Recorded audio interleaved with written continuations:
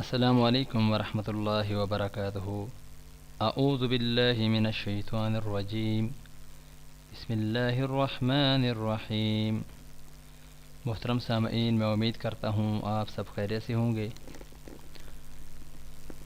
پریشانی کے وقت یہ کلمات پڑھیں۔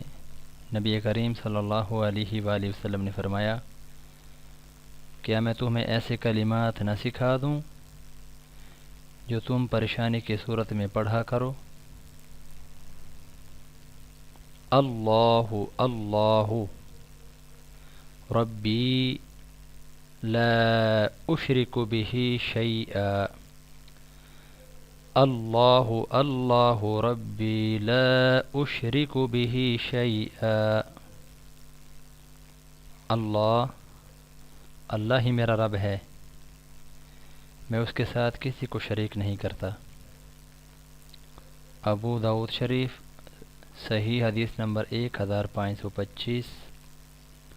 محترم سامعین، پریشانی ہر بندے کے ساتھ لگی ہوئی ہے، کسی نہ کسی پریشانی کے اندر مبتلا ہے انسان۔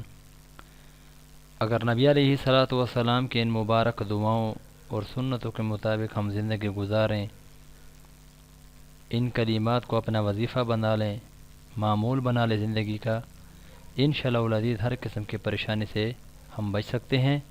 اللہ سب کا حامی و ناصر ہو۔